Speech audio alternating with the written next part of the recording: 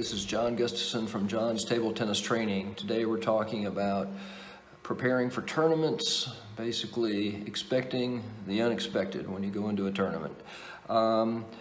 First thing you need to do, obviously, when you are looking at playing in a tournament is prepare with your training. You don't want to go in deciding to play in a tournament at the last minute. It's usually a bad idea. Go in having trained as best as you possibly can, be ready, be visualizing what you're going to try to do, but at least go in with an idea that you've done everything you can to get ready and be playing your best on tournament day.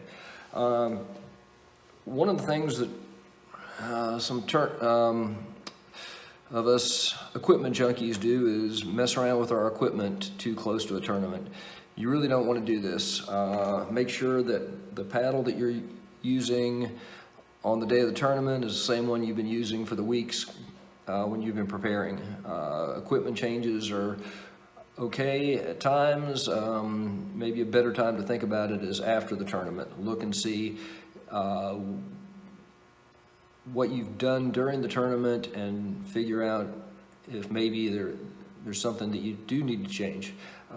That's for those people that really are obsessed with their equipment, and I understand, but don't do it right before a tournament. I've done it.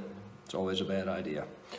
Okay, obviously you want to try to get there early. The tournament I'm playing in this weekend is in Athens, Georgia. There's a UGA, University of Georgia football game on that same day. It's going to be a big crowd, a lot of cars on the road. That's good that the tournament director thought enough to let us know that. Otherwise, you could probably have a lot of people showing up late. You want to get there early enough that you can warm up, get familiar with the surroundings, especially if you've never played somewhere. Maybe different tables, different lighting, a lot of things that if you took some time to warm up, really get familiar with your surroundings, maybe even play a match with somebody before your first official match. All those things could help. So it's not going to work if your first match is at 10 o'clock and you show up 10 minutes before that. So you want to try to get there early. It may sound silly, but you really want to prepare for your meals. I wouldn't count on the pizza that they may or may not provide. I wouldn't count on restaurants that may or may not be there. I personally want to eat light at tournaments if I eat at all, but it's a good idea to have something that you're going to like eating that's not going to slow you down, so you don't eat a big lunch and then come back and have a hard time getting back started. I've had that happen. I played well in the morning, came back very sluggish after lunch. It's not good. It seems like a little thing, but if you've played in a few tournaments, you know you actually, if it's an all-day tournament, you got to prepare for what your normal eating schedule is. Okay, one of the big things that I really like have an issue with is changes to the format. Now, tournament directors sometimes have to change the format. You have to understand that. People show up that people don't show up that you were hoping would show up. There's a lot of things that can happen that will cause format change. It's not good when tournament directors will change the format for their own purposes, to get extra people in, to get extra money, whatever the situation is. What you signed up for is what you should get, and within reason. If they said there were going to be 3 people in your round robin group and you discover there's 4, that's not a major change.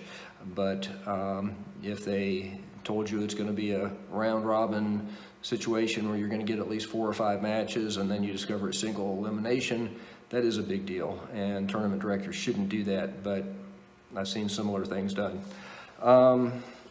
Okay.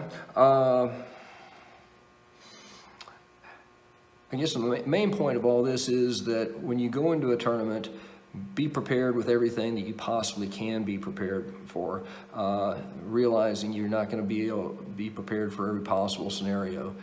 Expect the unexpected. It's almost always going to happen.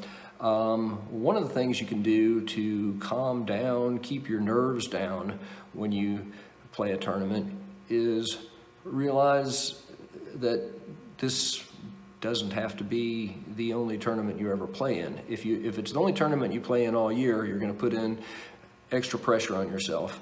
Better to think, okay, I'm going to play this tournament, I'm going to do the best I possibly can, but there's another tournament next month or 2 months from now, and even if I don't do well today, I'm going to learn from it and do better at the next one.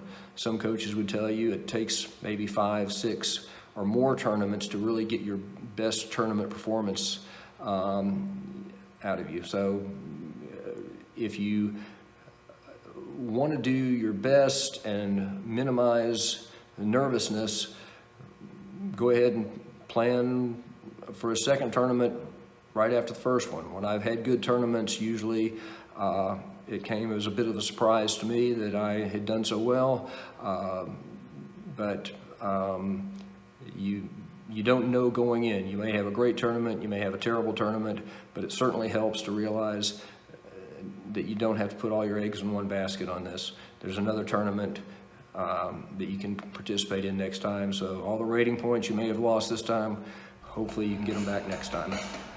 Okay, thanks for watching.